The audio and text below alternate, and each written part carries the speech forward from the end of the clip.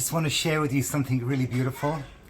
If you remember from the last piece that I shared with you, I gave over this extraordinary idea that if we want an end game to what is happening now here in Eretz Yisrael and in the whole world, the one place to go is the world of Tefillah.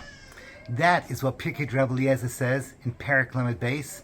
Kosh Baruch Hu will hear our tefillos. V'yishmakel, Hashem will listen to how we suffer from the children of Ishmael at the end of days here in Eretz Yisrael.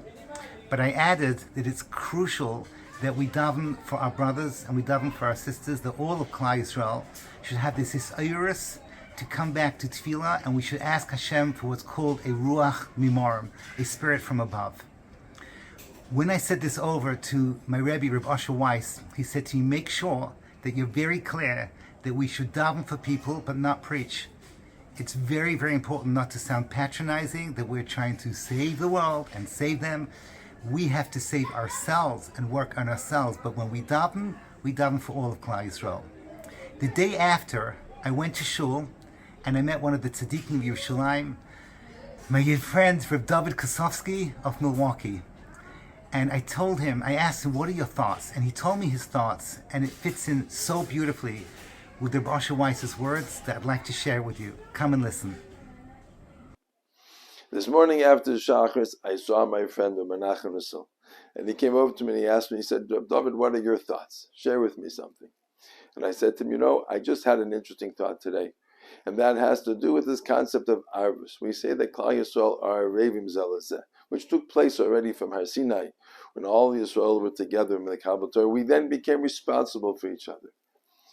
And I said to Rabbi Nissel, I don't understand. That concept of ARVUS means that we're responsible for each other, whether we're doing the right things or not doing the right things. And that concept has motivated us throughout history to make machos, perhaps, or make public proclamations when people do something wrong. And I don't think that it's working nowadays.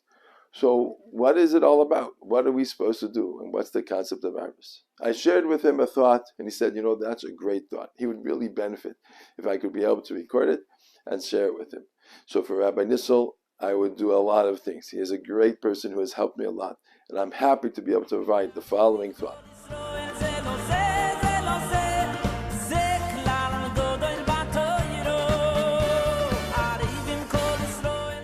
Before we share this thought, we need to explore the concept that the Baal Shem Tov used to teach, and that is the world is a mirror.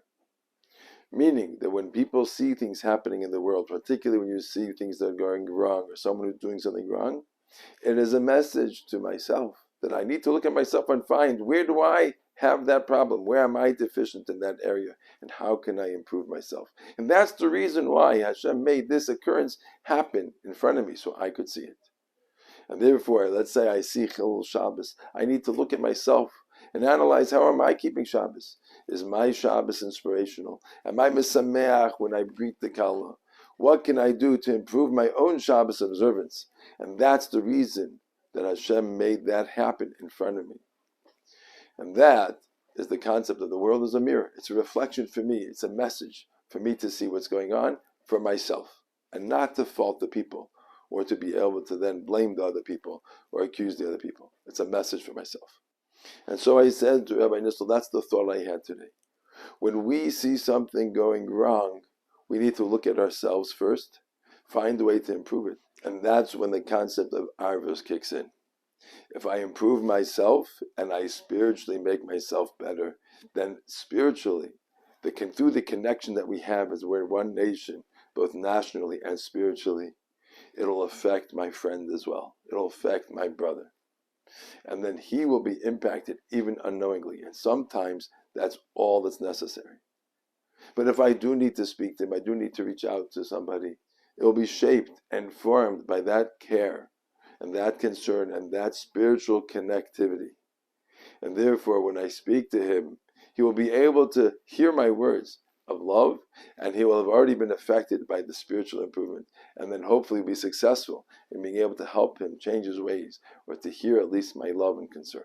It reminds me of a story that I heard about from Rabbi Levine, the tzaddik of Yerushalayim. It's not exactly to this point, but the motion and the concepts are very much the same. They say there was a person, a shopkeeper, who lived in Yerushalayim at those days, who did not close his store on Shabbos. And people were very agitated about it, and many people spoke to him and tried to get him to close his shop, and he did not listen to them. So one Erev Shabbos, Rabbi Levine got ready for Shabbos early, and he went to the store, and he sat outside the store. He pulled up a chair, and he sat there, and he observed what was going on all the way through until the beginning of Shabbos.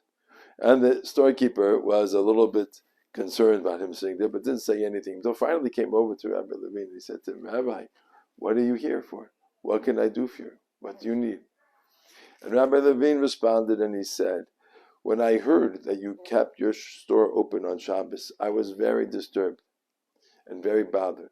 But I said to myself, I need to first learn and understand what's motivating him. Why is this so difficult for this man to close his store on Shabbos? And indeed, I now understand. I see the amount of customers that you have in your store as Shabbos gets closer. And I indeed understand that it's difficult for you to be able to close your store on Shabbos and turn away that business. But what can you do? Shabbos is Shabbos. With that, Rabbi Levine stood up. He shook the man's hand and went to shul.